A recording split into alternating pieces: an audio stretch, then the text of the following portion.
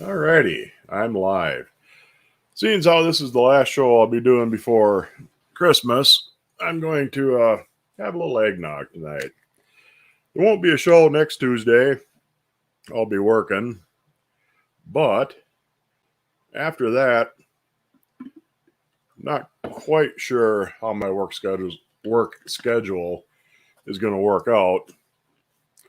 Might be doing them every Tuesday for now, because not quite sure which shift I'm going to end up on yet. I'm going to have eggnog, got to have a little brandy in it. Just float it right on top there. Anyhow, let's see, set that there. Cheers.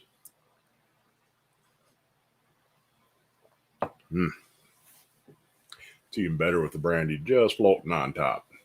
Anyhow, you guys remember that number 7 Wagner roaster I had last week?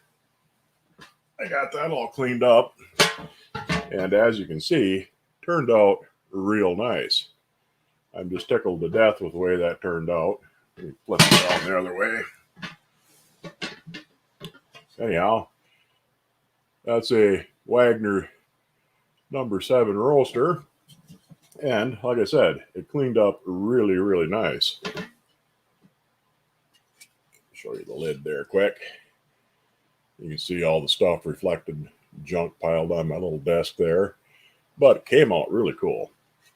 So I'm really happy with that. Took a bit of sanding and polishing.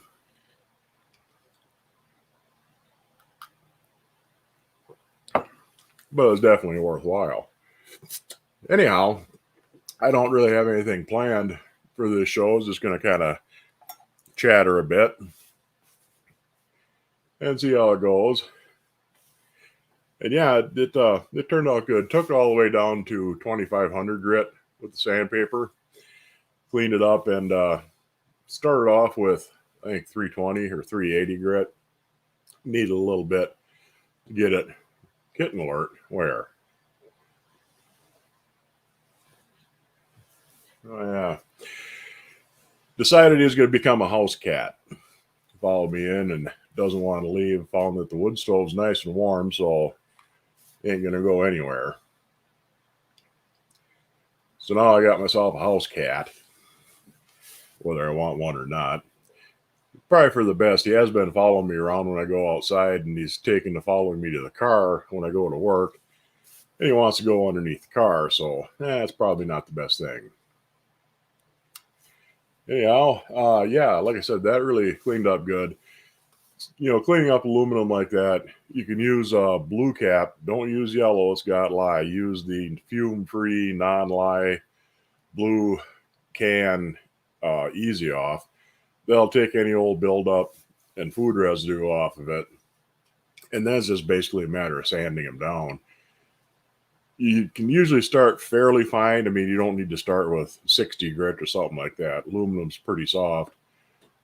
But when you, like I said, I started off, I think, with 380 grit and got it all cleaned off. Then you hit it with 400, 600, 1,000, 1,500, 2,000, 2,500. The finer you go, the better of the deeper of a mirror shine you'll get when you finally do polish it.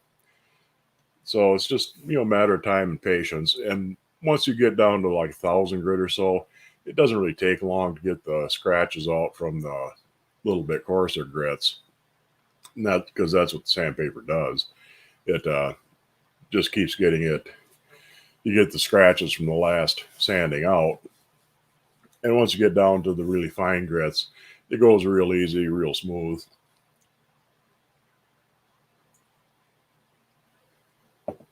And then you just polish it up and away you go.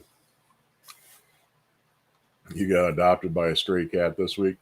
Well, she's not really a stray. There's some feral cats that live on my porch. And most of them are pretty, they're fairly skittish. They come out when you feed them, but they don't want anything to do with you.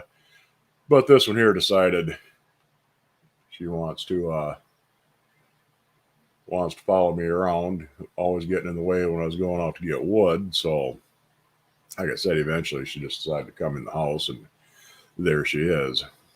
Pretty sure it's a she.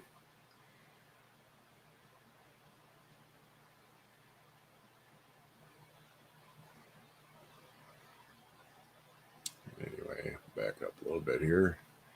How about a Q&A? Well, it's always kind of a Q&A. If you got any Q's, I try and A them for you.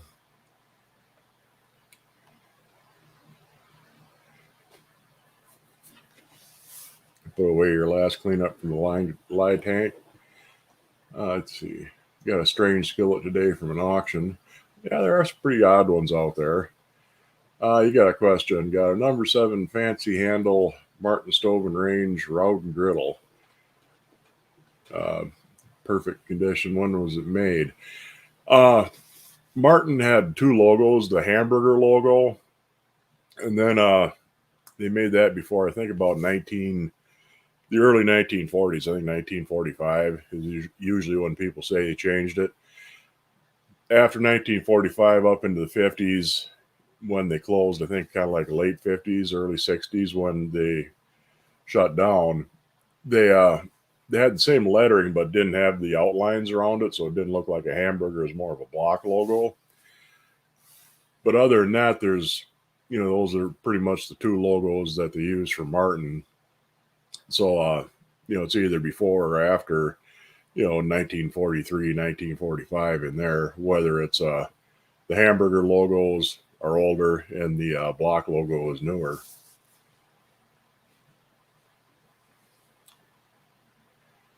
It has the ribbon looking logo.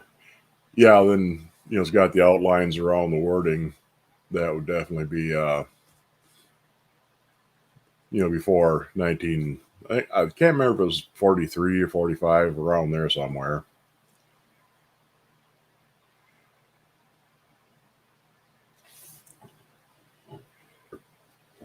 Skillet has a raised 16 on top of the handle and a round peg for a helping handle. Huh. That doesn't sound familiar at all, with a round peg for a helper handle.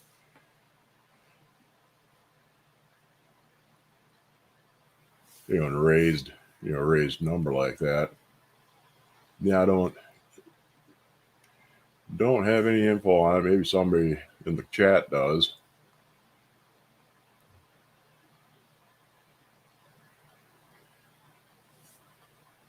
Yeah, I get the feeling it's going to be something of a nuisance. They always are.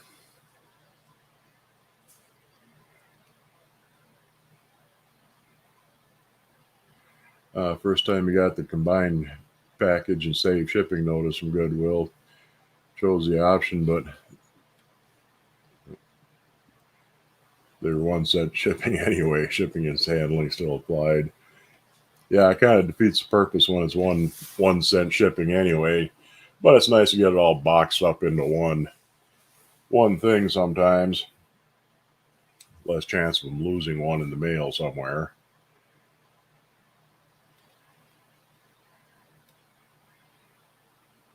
Picked up a BSR long griddle. Cool. It has King Stove. Oh, KS&R. Yeah, that's a King Stove and Range. They were kind of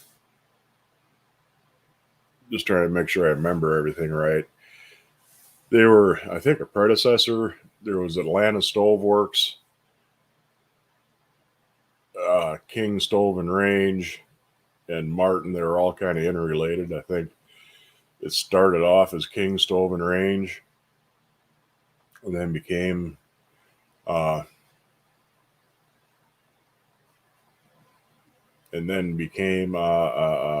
Martin. Maybe, if I remember right. I could be misremembering it, but I know they're usually kind of interrelated. But KS&R is King Stove and Range.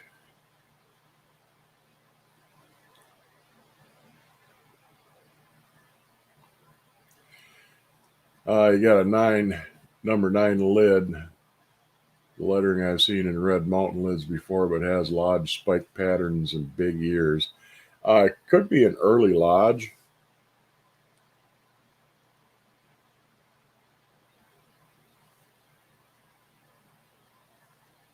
Merry Christmas to you too. JW added a 1-notch lodge and a number 3. Skipped ahead on me there. And a number 6 to my collection. Happy to find them. Yeah, people are kind of picking up on the older lodge and the Red Mountain BSR and the 1-notch and no notch lodge stuff. The prices have kind of gone up. I don't need your tail in my mouth and try and drink.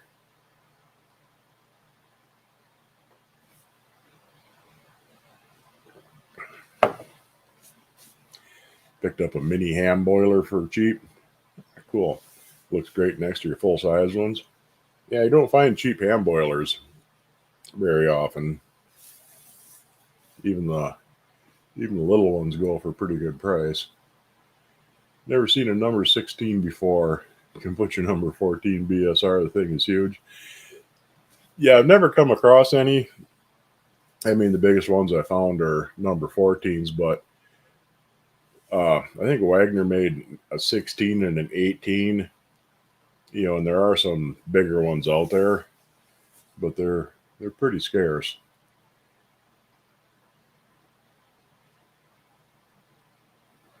Used oven cleaner in a bag to clean them. Yeah, it works good.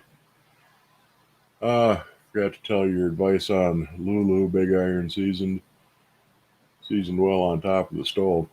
Yeah, like I said, I haven't done it on a regular. Billy Lee asked me a question about seasoning on a stove top. I've done it on the wood stove, and it's fairly easy because you can move them around where it's hotter and cooler, and you can actually do like 6 or 7 at a time on there. You just kind of rotate them around onto the hottest part, and then just kind of move them onto the cooler as they season up. And it works pretty good, but I imagine you have to do something pretty similar on a regular stovetop. Does the Shop Goodwill app on Android offer a push notification? Be nice if I could set items to remind you like a day out.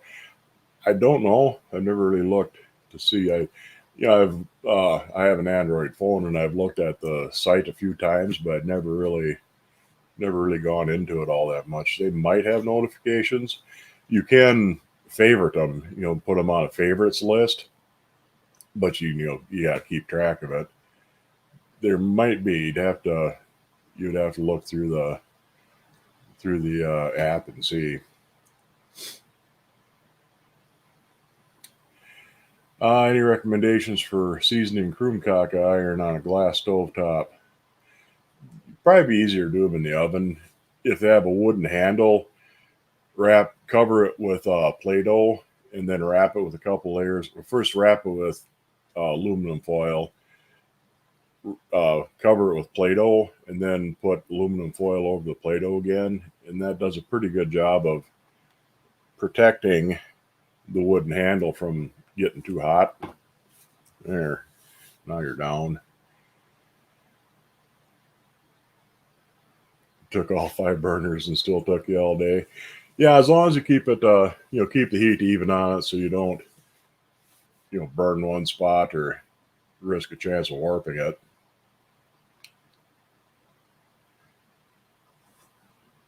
What's the most valued or prized?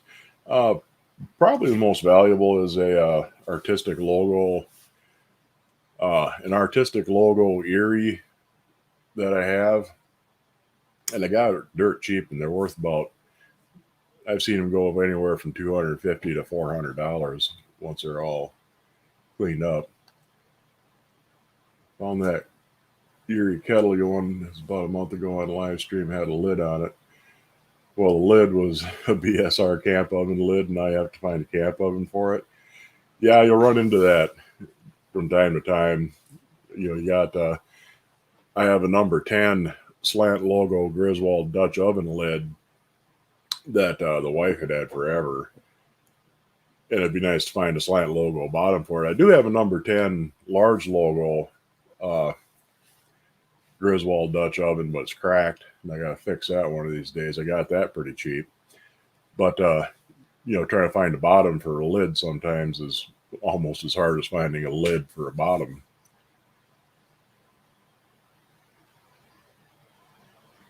Another strange thing you won is a cast iron lamb mold, a little bigger than your Griswold.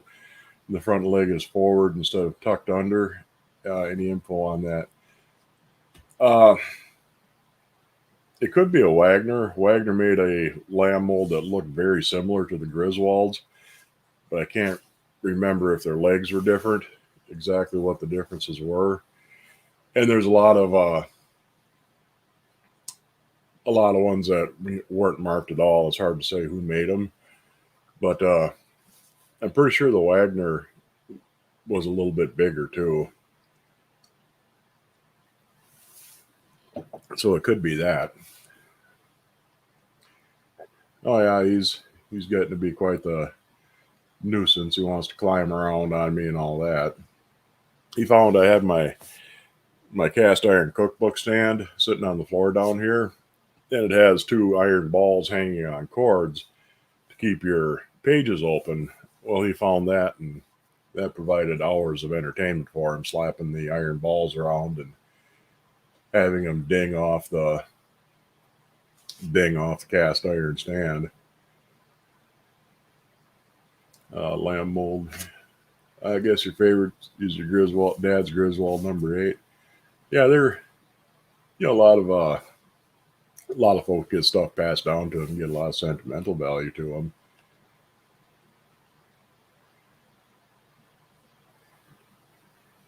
Coolest you found lately was a BSR stove spider. Ah, neat. Second question, you got a Lodge lid #12, and it perfectly fits your #12 century skillet. Didn't know they worked together. Uh, yeah, a lot of Lodge lids fit a lot of other things. Yeah, I mean they're kind of universal, especially the #8 Lodge lids. Seems to fit. Itchy ear. The #8. Where'd you come from? Lodge lid seems to fit a lot of different #8 skillets. So it's kind of not surprising. And a lot of the Lodge and BSR stuff was really, pretty closely sized.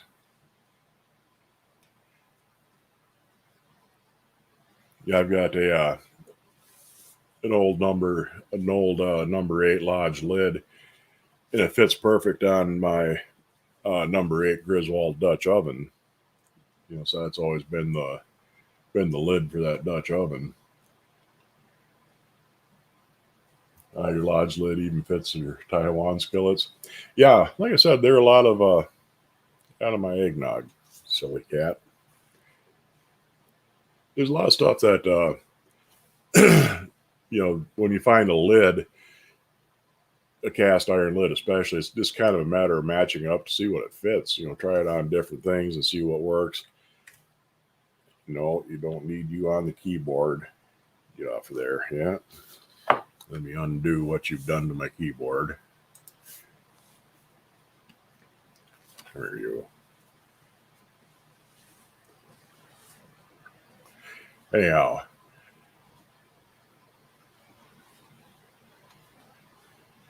buddy's collecting old Lodge raised mold marks, and these are different size, and his 3-notch lids don't fit. Huh. That isn't really all that uncommon. I mean, you see it really bad with Wagner deep skillets, Wagner chicken fryers. The deep skillet is actually a different size than the chicken fryer, and a lot of the combo cookers where they have a skillet lid, they don't necessarily interchange the bullseye shape. We did show a little show on that a couple of weeks ago with the Wagnerware combo cookers. The five-star cookers, the chicken fryers with a skillet lid. A lot of times you see that they just don't fit right. Like I said, it's just kind of a matter of finding something that fits, and if it fits, well, go ahead and use it. And a lot of times it doesn't have to. For most general use, if you just want something to cover a skillet on the top of your stove, the lid doesn't have to fit perfectly. Especially like Dutch oven lids are nice because they don't have ears to get in the way. I mean, if it sits down inside the skillet a little ways, or if it hangs over the edges a little bit, it still works pretty good. So You can get away with lids that don't fit perfectly. You do kind of want a lid that fits right for your, for your Dutch oven or for a chicken fryer. But other than that, you can get away with, lids that don't fit perfectly. And if you got a odd size lid, it gives you the excuse to try and find something that actually fits it.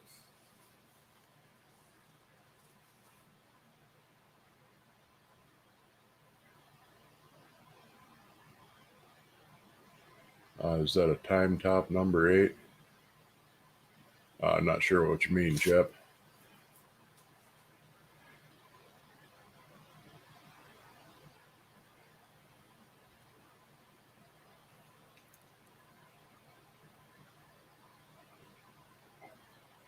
Yeah, the cat doesn't need any eggnog.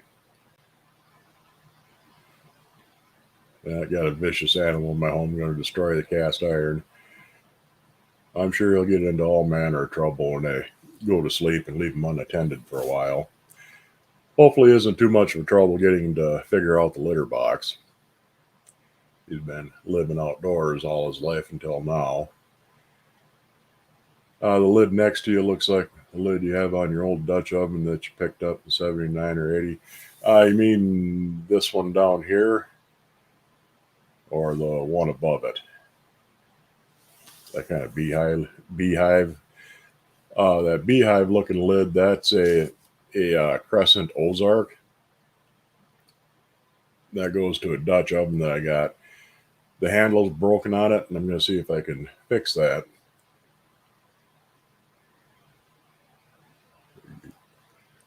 Bud and Kitty have the same color shirt and beard, pretty much. You can blend right in sitting on my shoulder.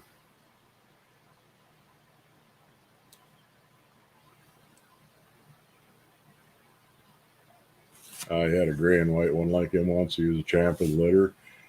Yeah, like I said, this one here just decided to attach itself to me. So, do you mean tight top?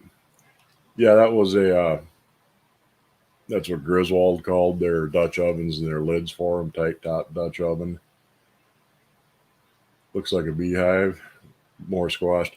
Yeah, it's. Let me go ahead and grab that. Where are you at, you silly cat? So I don't step on you.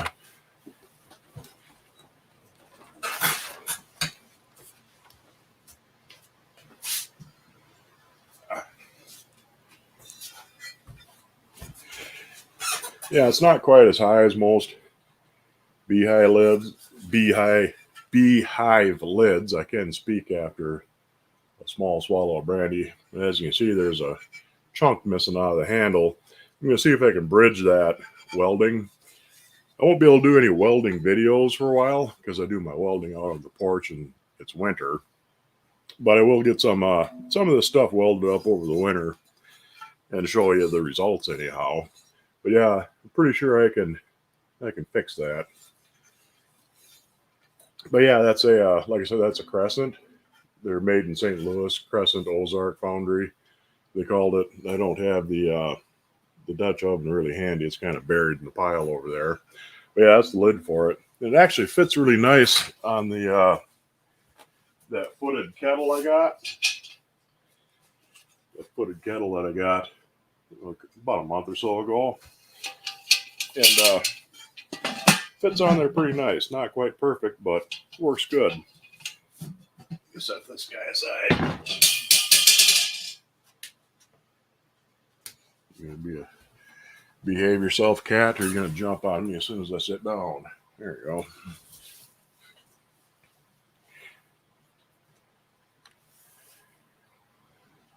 I had a stray named Mr. Jingles, looked a lot like that kitty. Cool. But yeah, like I said, he just sort of moved in, so I guess I'm stuck with him. I've had any success with cleaning really corroded old Guardianware cast aluminum. Pulled some pieces out of an abandoned house and they're in nasty shape.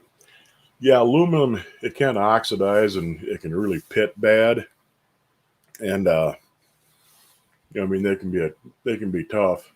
Like I said, really the only thing you can do with them is strip them down and see what you can do with sanding them off. If it looks like they're really too deeply pitted and there's nothing you can do with them, they might be too far gone to really save them.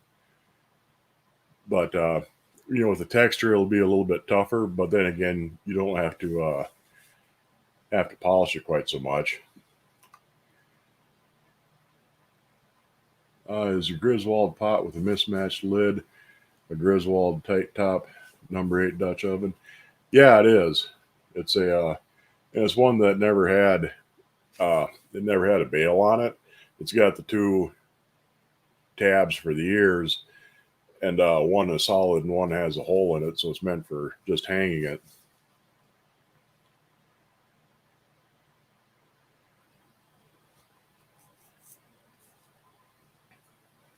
Yeah, a lot of luck with the Easy Off blue. Yeah, not the yellow, because the blue doesn't have lye. Lye and aluminum do not get along, so you never want to put lye on aluminum. But yeah, the blue cap Easy Off will get all the old grunge off of them. But if it's oxidized and pitted, really the only thing you can do to get that off is to sand them. And like I said, that's what I did with that. With that roaster, and as you can see, you can get some pretty nice results. A little bit of patience, a little bit of elbow grease, and they can shine right up again. Although like the Guardian has that kind of hammered, stippled sort of finish. So you won't really get a mirror shine like that to it because it ain't smooth. But you can definitely clean them up, and it might be too far gone. I got a couple of kettles that are fairly corroded on the outside, but it doesn't look like they're really badly pitted.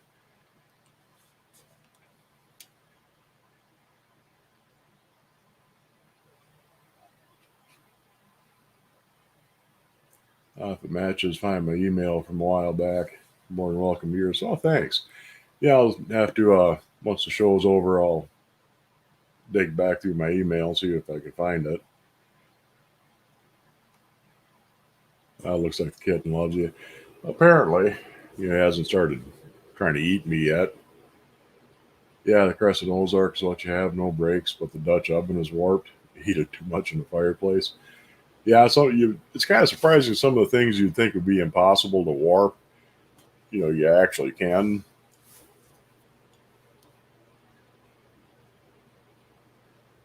Cat sat on your shoulder like that when he was a kitten, then bit your ear. Got the name Mike for another famous ear biter. Yeah, hopefully you won't be like Mike.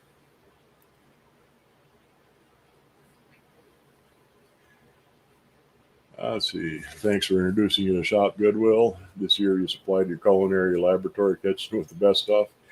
Yeah, they got they also have kitchen gadgets and stuff like that, and a lot of different weird stuff you can find sometimes. I kind of like going through the kitchen gadgets section because some of it's you wonder what in the hell is this thing? I mean, what could they have possibly done with it?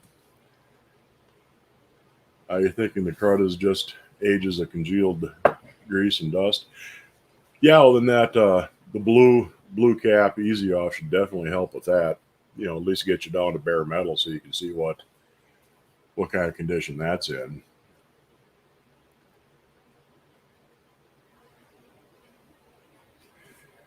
Wish me and you luck with a Griswold top and bottom, but you never ever see Griswold here. I see a fair amount of it in antique stores around here. Once in a great while, you'll see something in secondhand stores. But we're getting to the time of year where the secondhand stores kind of dry up a bit. Over the winter, there doesn't seem to be nearly as many donations in general, especially not cast iron and things like that. Put them in a plastic bag probably several times. Yeah, it's it's just like using the regular Easy Off on cast iron. Spray it down good and heavy, stick it in the plastic bag, and let it soak for a day or two. And then pull it out, clean it off, and see what you got. If you need to do it again, just keep doing it until you do. Name her Lady Bess. I've had people suggest naming her Mini Mud because I posted some pictures of her when she was following me around outside and getting in my way trying to bring in wood.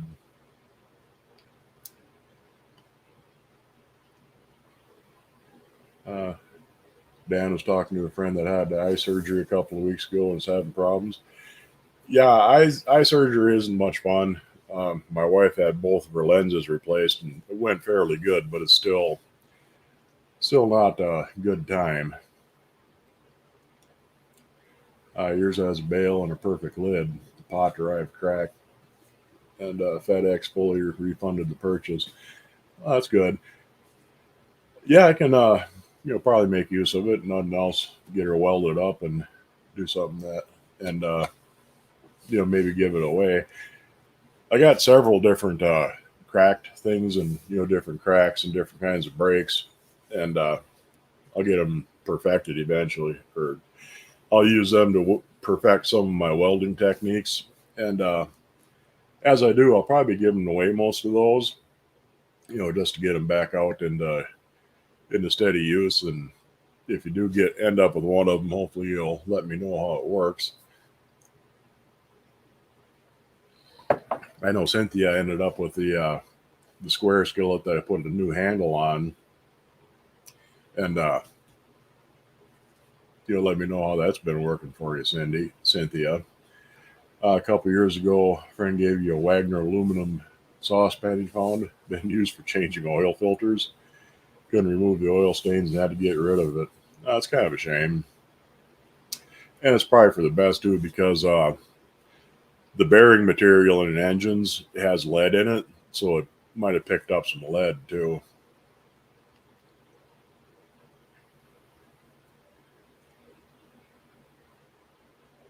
I have an old World War II Army aluminum cook pot. It was your dad's, too far gone to restore. It's a shame, but if you still have it for a souvenir, even if you can't use it, things like that are nice to have. Different mementos and souvenirs. You poking at me, cat? Anyway, yeah, it's got a textured design in the finish. Yeah, Guardian was their thing. They had really cool handles on most of them too. Yeah, I like Guardian. It's like I said, it's not quite a hammered finish like most cast iron and aluminum hammered, where it has big dimples. It's more of a small, kind of pebbly, kind of stippled.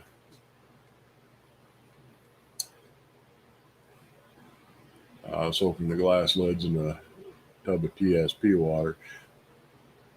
Something that works good for getting stains off the glass. I don't know if you can find it in stores anymore. It was Dip It coffee pot cleaner, and that was great for taking coffee stains off of glass coffee pots, and for cleaning glass things in general. But I don't know if you can find it in stores anymore. I don't think they sell the little boxes. If you look around on Amazon, you can find a big. It's the same thing, only it's an industrial strength. For commercial use. It's fairly expensive, but it does work great for taking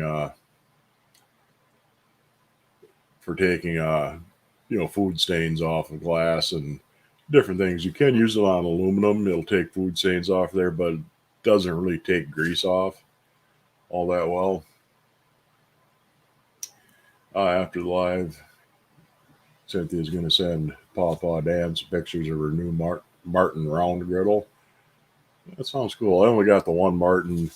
It's a number 5 skillet, and that's the only Martin I've come across.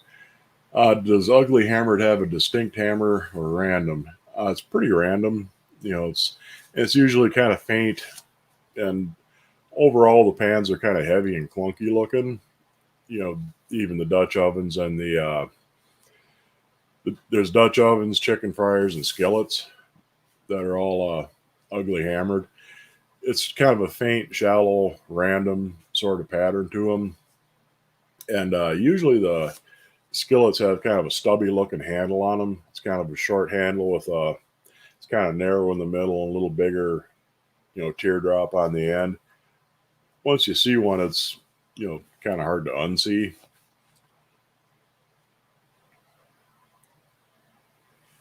Yeah, no known marks. A lot of people think there are more than one maker.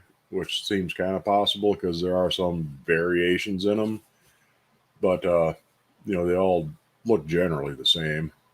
Robin, nice to see you. If it's female, Minnie would work good. Like I said, Minnie Mud or Minnie. I might just call her Minnie or Minion since it follows me around. That would work too.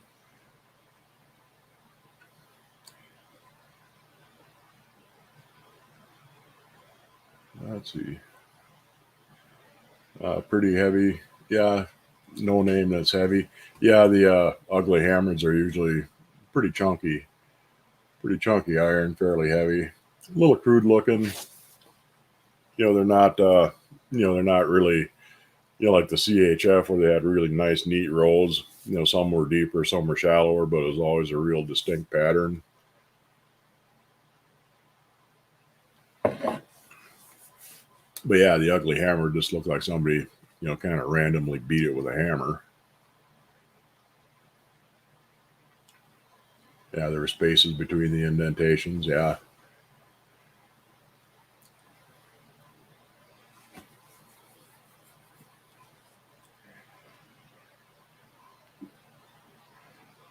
They had several different patterns. CHF has what's called deep hammered pattern. Not sure what the other company's called theirs. Haven't got that far. Yeah, the Griswold and Lodge hammered tend to be real fine little dimples, where the Wagners, a lot of the skillets, the hammered skillets, they weren't marked, but they have a real distinct. It's almost like a leopard print, an animal print kind of pattern to it. They're not round, they're kind of odd shaped dimples. Really cool looking. I mean, I really like them.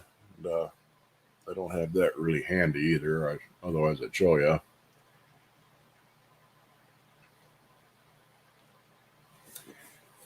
Your wish list to have a TIG welder on it.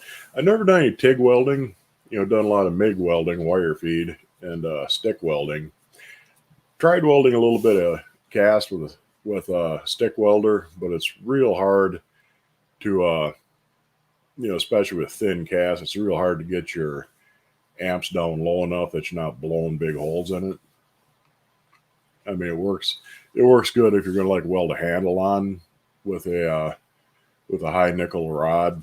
You could definitely weld a handle on easy enough, but fixing a crack, it's difficult. I'm a fairly good stick welder, but that's beyond me trying to weld something that thin with a regular stick welder. But the wire feed works really good, whether it's the flux core or the solid wire. As long as you have the right gas for the solid wire feed works really nice for welding cast iron.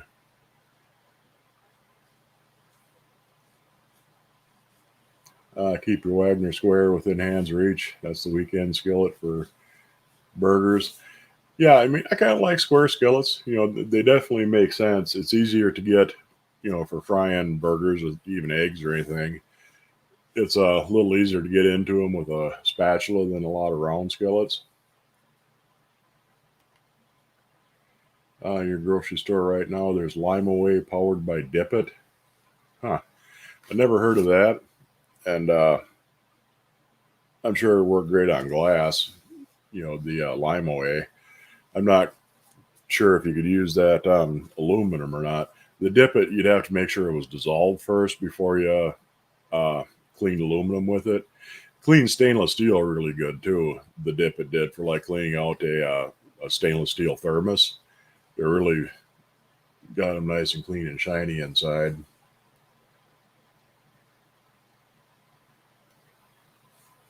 Use your Wagner square for cornbread. They work good for that too. You get nice square cornbread.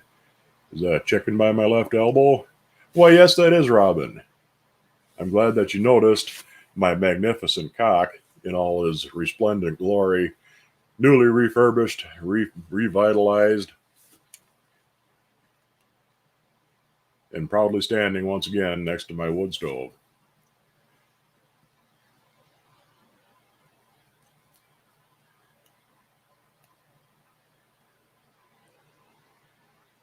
Sent you a new email, make it easier to find, so you don't have to find the old one. Oh, thank you. Yeah, like I said, I'll get back to you after the show is done. Maybe it should be Cass. Looks like she has Cass on the back of her legs. Yeah, she's got that white leg butt going for her.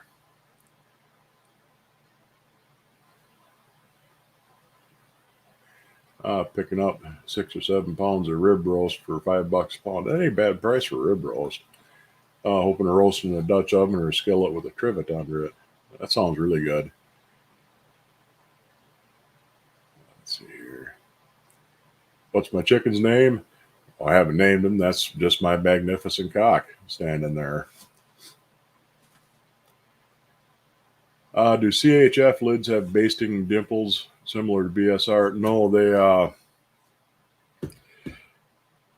have ridges on the bottom. I'm trying to remember what pattern they usually use. I think it was 2 or 3 broken rings. It was a ring and a space. I think.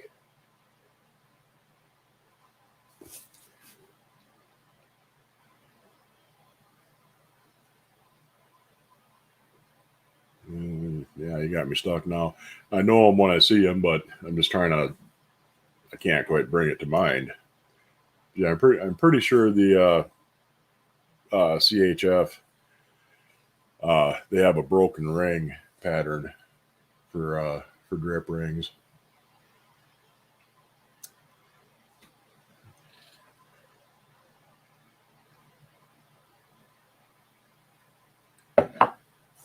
Is it known who made the miniature HB hand boilers? I don't know offhand. I'm sure somebody in the chat knows who made them. Louis J. Cast Iron, good to see you.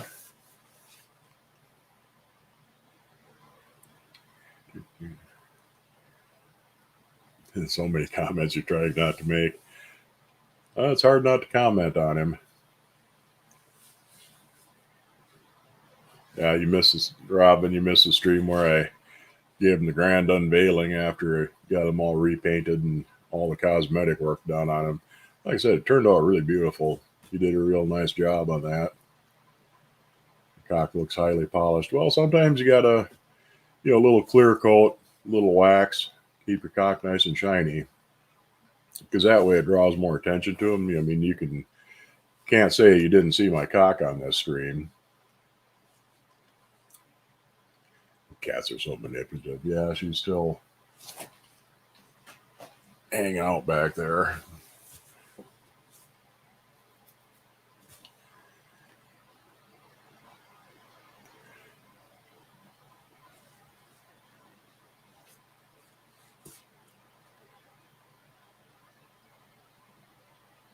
Publix had a standing rib roast priced at $65 when you were there that last week. Yeah, that's pretty steep. A lot of meat has come down, but their prices are kind of all over. It's back more or less to normal around here. I mean, it's up from a bit. It's up a bit from what it was 2 or 3 years ago, but not real bad. But there's still a few things that they just kind of randomly have insane prices on for some reason. What kind of show is this? Kittens playing with iron balls and now talking about magnificent cocks. Yeah, well, we get out of hand here every now and then, and been drinking eggnog, so Lord only knows what happens. Thanks. Your hammered chicken fryer is probably CHF. Ah, cool. Yeah, CHF is pretty nice stuff. They're really known for their hammered stuff, but they made quite a bit of stuff that wasn't hammered either. And eventually they bought out the hollowware business from Favorite.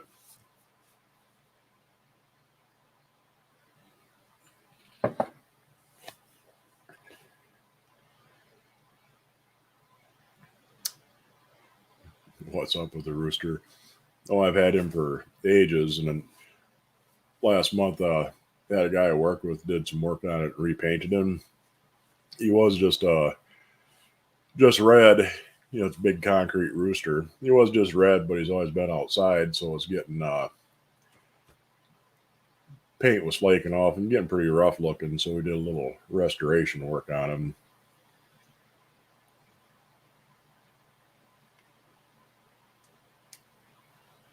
Any idea what a 19.5 Lodge skillet is worth? 19.5 inch dot under the handle. It's hard to say. I mean, a lot of big skillets like that kind of go for whatever the market will bear.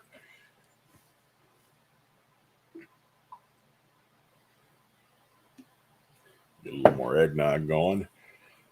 And yeah, they get the bigger stuff nowadays has really gotten high, so I couldn't even really hazard a guess what a 19.5 inch Lodge would be worth. I mean, it could go anywhere from $150 to $500 or more even. So, pretty much almost no price you quote me would really surprise me if it's something that actually sold for that. Picked up a My Pet Dutch oven, the Western Foundry Company. Yeah, I have a couple of My Pet skillets, and there's a few variations on that logo. Some were, they said not the best cooking, makes food tasty in the middle of the ring. Some of they put it on the outside. There was Western Foundry Company. Then there was Western Foundry, Chicago, Illinois. But anyhow, there's a few variations of the logo.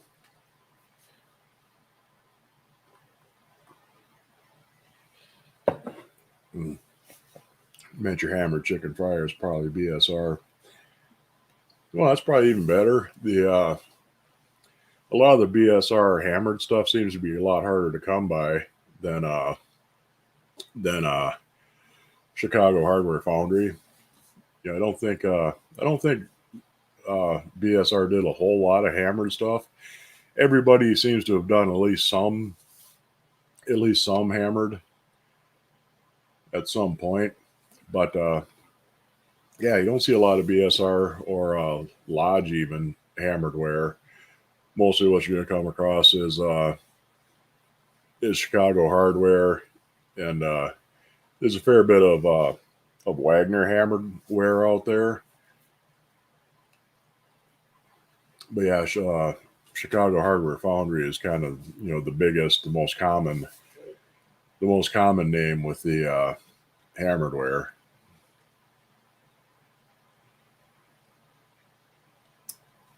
Chicago used a favorite lid pattern, round hash marks, I think 2 inner circles. Yeah, I think it was. Yeah, like I say, I know them when I see them. Can't remember if it was 2 or 3 circles inside.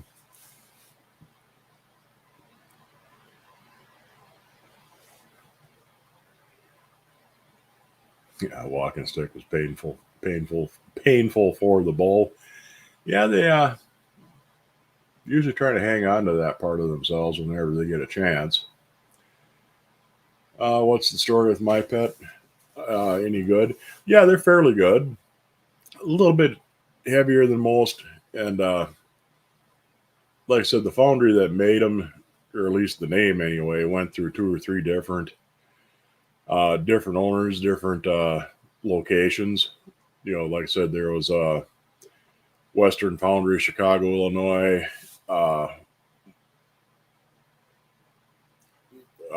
Chicago and Western Foundry Company, some other city. Most of them, they say makes food tasty. Inside it's a circular logo and it says makes food tasty on the inside. Some of it they put the makes food tasty in the circle around the outside, and something else in the middle. But yeah, they're mostly a foundry based around Chicago, that area. Not exactly sure what years they're in business. They seem to have gone out in the late 50s at the latest, maybe sooner. I'm not exactly sure when they finally shut down entirely. In this area, deep skillets, chicken fryers always sell for more. They generally do sell for a bit more than regular skillets. Your My Pet cleaned up good, needs work inside bottom. Yeah, they do. They're pretty decent skillet. I mean, they're well made, pretty smooth inside, a little bit heavy, but they're not extremely heavy. Enjoy that. You eat one tonight, rather chilly. It's been real nice around here, all month. It's supposed to be in the 40s, 30s, 40s for another week at least, which is always nice for the wood pile. Keeps things from getting. The one thing about burning wood, it never really matters how much wood you have on hand. You're always going to end up about 2.5 weeks short in the spring. Boy, I wish I had a little bit of wood that I could use a fire tonight. Yeah, you never quite seem to have enough, no matter how much you got or how much or how little. The only lodge hammer you found is a number 8 griddle at a scrapyard, $5. That's a pretty good price. Yeah, the I have that hammered lodge 4-in-1, and I also have a number 5 hammered lodge skillet. I think that's a 1-notch, the hammered skillet.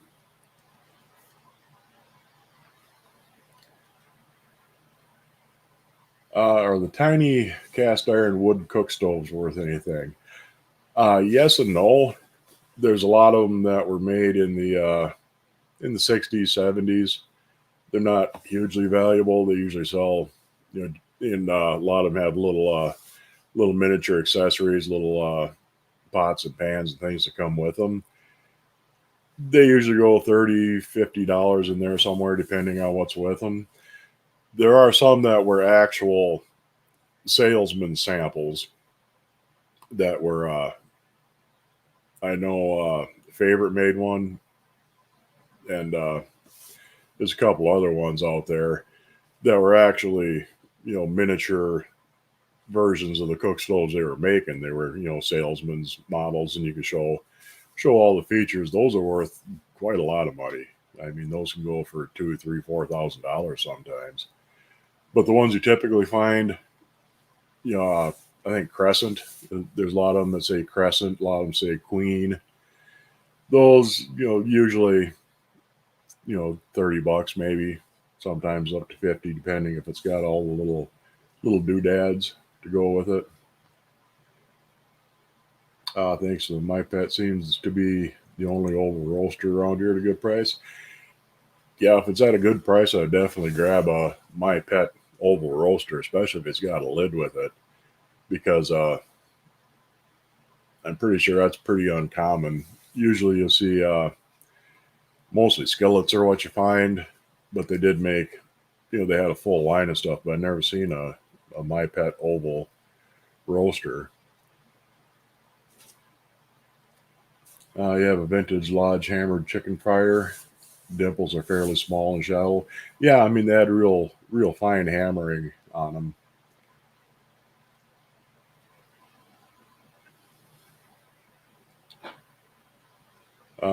Dan said to tell you that CHF made a deep hammered and a shallow hammered. Likes the deep hammered better, but the shallow hammered seems harder to find.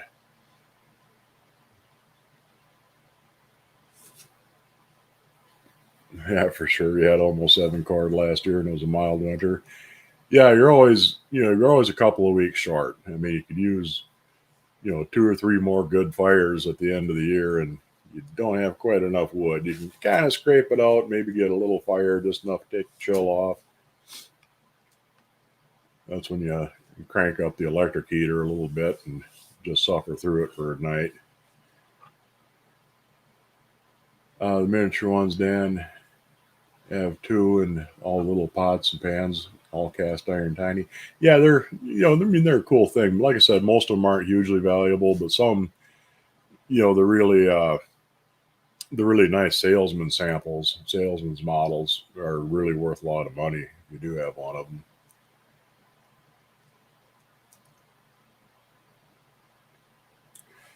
Praying 30 minutes not to pick up a repeat for nothing you won't use. Yeah.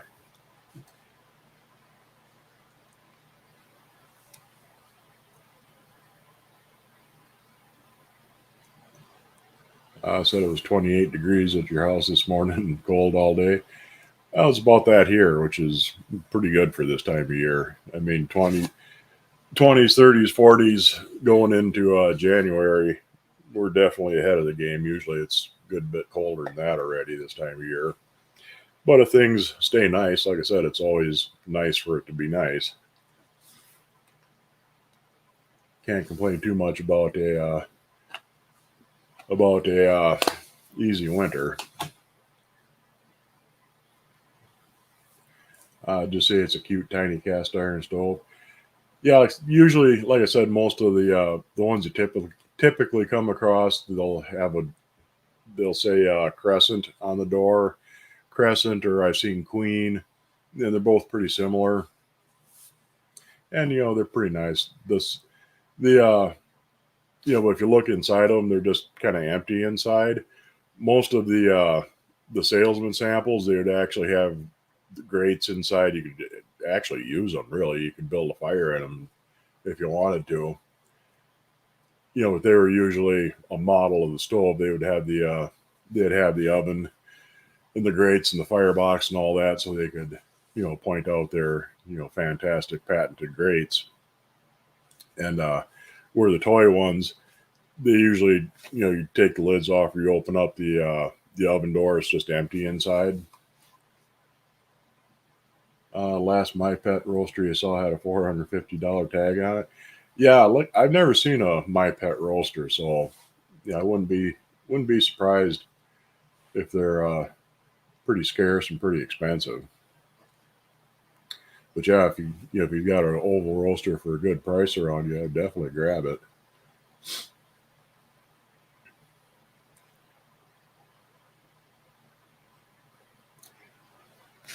Almost forgot, you researched that Loth lid you have. Seems to use Iron Mountain patterns for their lids and Griswold for their skillets. Yeah, I knew there was one. There's Loth and I can't think of it. They're pretty much used other people's skillets for their patterns, a lot like Wapak did. There's another one I think from the same area as Loth, but I can't think of who it is.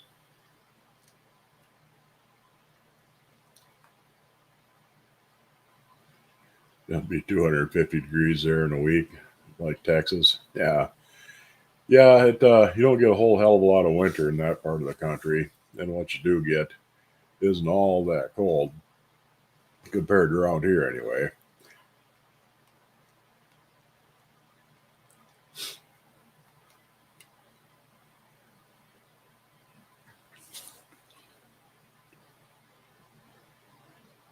I'm sliding down my back, pussycat. I can't lean back all the way now.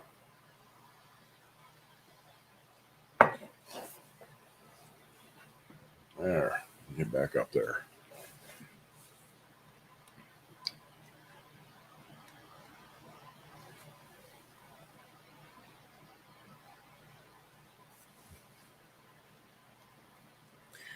Yeah, Paulie's Customs. Hey, Paulie, good to see you.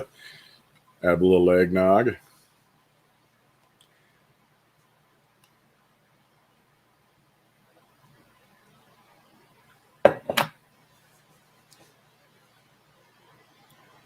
But yeah, the weather you ain't used to is always the worst. Been 19 had to grab the eggs as soon as the chicken drops it or it'll freeze. Yeah, we've had eggs freeze up in the chicken coop on you. You go pull a bunch of eggs out, and out of 12 of them, 11 of them are cracked and frozen. You get maybe one good one out of them.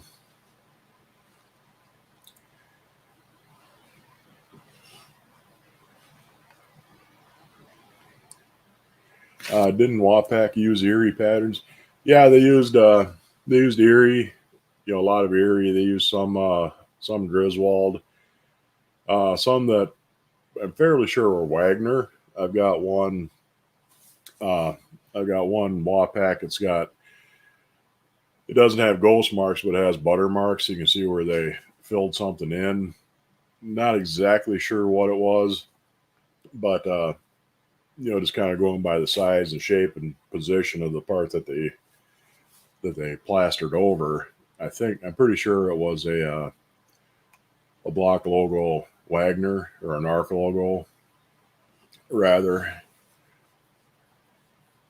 But yeah, they used quite a few different skillets actually. Wapak did. Citric acid safe to use on cast iron for rust. You're out of vinegar. Uh, you could try it. I keep an eye on it, and you know, just let it go for an hour or so and clean it up.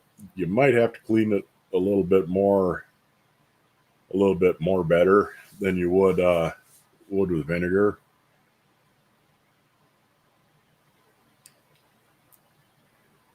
You know, like I say, I've never really tried it. I think it would be. It's not that powerful of an acid that it's going to really, you know, dissolve your iron on you as soon as you dunk it in there. But I keep an eye on it just to be safe. I have a small square egg skillet with Wagner writing and a Ghost Griswold logo. Yeah, that's definitely possible because Wagner and Griswold were merged. They were both bought out by big holding companies in the late 40s, early 50s, and then the two holding companies merged. So it ended up with one company owning both names. And there's a lot of stuff they call it Wagwald. It either has both Wagner and Griswold logos on it, or a lot of times it was a Griswold logo pan that was made on a obviously Wagner pattern, and they had to kind of recreate the logo, and they usually didn't do that great of a job. But Wagner did make some stuff with original uh, original Griswold patterns, so that could definitely be a Griswold pattern that Wagner reworked and put their name on, and still and kept on making them. Like there's the number 14 Griswold skillets.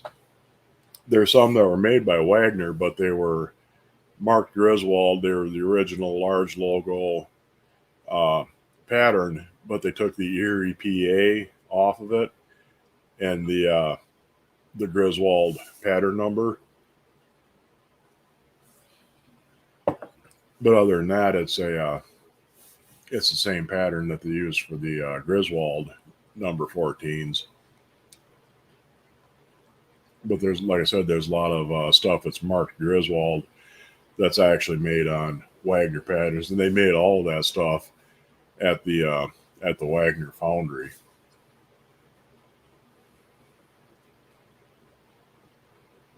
Plenty of vinegar and pickle juice. Yeah, pickle juice would work good, and you'd have a skillet that smells like pickles.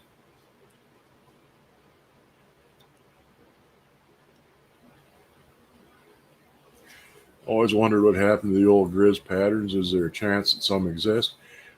There's probably a few floating around. You know, somebody might have took one home with them on the last day of work when they closed down the factory. You know, like I said, they definitely ended up sending some over to the Wagner plant and using them there. As for the rest of them, yeah, I mean they could definitely be floating around an antique shop somewhere, or sitting in somebody's basement who used to work at Grandpa used to work at Griswold. You know, and he might have taken a few patterns home with him when he left.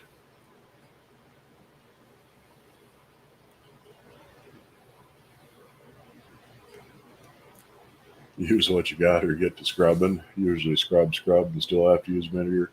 Yeah, I mean it's tough to scrub rust off. I mean it always seems to keep working in a little bit the more you scrub it. But you can. I mean, if you really got time and patience and ambition to sit there and scrub the hell out of it. Picked up a number 8 3 notch lodge for $8. Good deal. Covered in crud but no cracks. Sits flat. Yeah, you can still get you can still get some nice 3 notch lodge stuff fairly cheap. Like I said, people are catching on to a lot of the vintage lodge and BSR now though, so the prices are coming up. But if you can get it cheap, by all means get it. They're damn good pans. I mean, they work real nice. They're great to cook in. And for $8, you ain't going to go wrong for a number 8.